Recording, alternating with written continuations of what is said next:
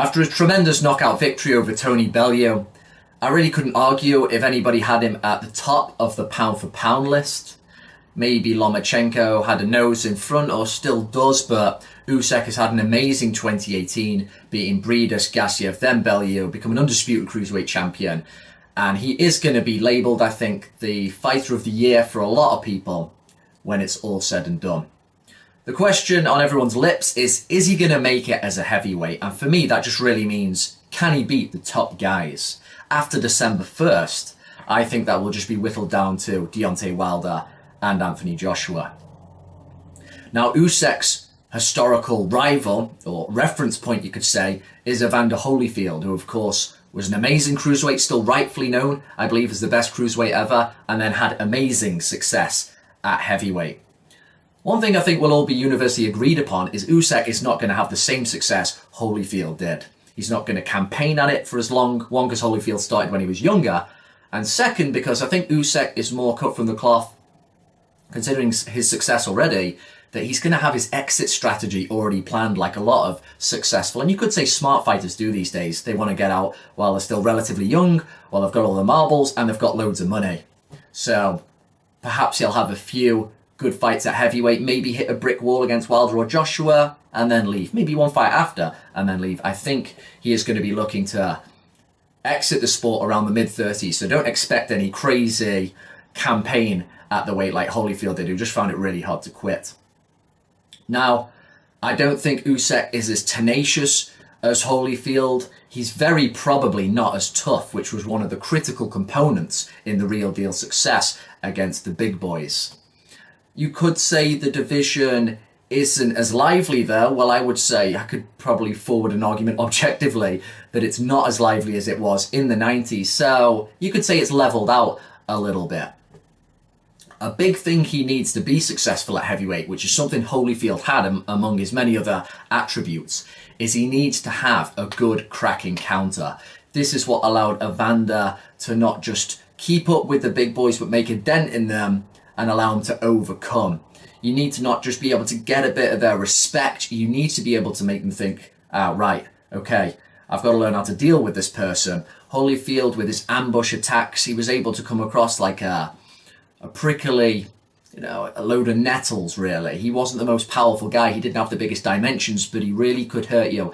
And if I think about some of his great moments, the likes when he hurt Foreman, when he decked Ray Mercer, which is something Lennox Lewis couldn't do, and when he took out Mike Tyson, they were all shots on the counter. He was great at being on the outside and then springboarding into a snapping counter. Not the heaviest shots, but he could really crack you with that. And Usyk, if he's going to have a chance at defeating the likes of a Joshua or a Wilder, while he's there moving, utilising his superior skills, that's no good unless he can really get their attention and hurt them. That's the only real way you can start to mould a fight, because he's not just going to win it purely on speed and moving around. When you've got bigger men who don't respect your power, they start to take liberties. They will know how to sap your energy in crude ways by leaning on you. So you need to have that getting respect from them element.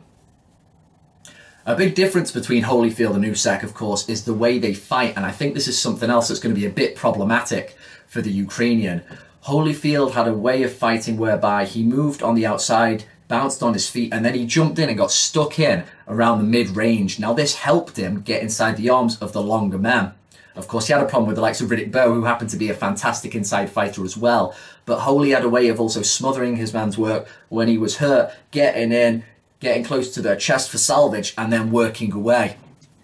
Usyk prefers to fight on the outside. It really seems that aspect of him, that amateur aspect of being on the outside, using his good range for a cruiserweight, is really drilled into him. He likes to keep you at the end of his punches and move, move, move. He's a bit more of the fancy Dan, even though he's got some spite to him, than the likes of Holyfield, who got stuck in, who could do that as well, of course, as I mentioned, because of how tough he was.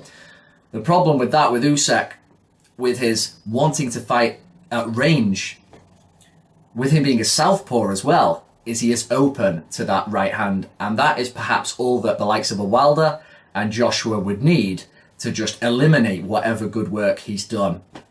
I could very much see him going up to heavyweight, fighting Joshua, doing very well, but there's a bit of a staticness about Usyk's upper body. Great feet, but he is a bit there to be hit. He's got these broad shoulders, And just the positions Bellew was able to get him in early on, I could definitely see Joshua being a bit confused. But then here comes a much longer, much more powerful right hand. It doesn't have to ping you right on the button.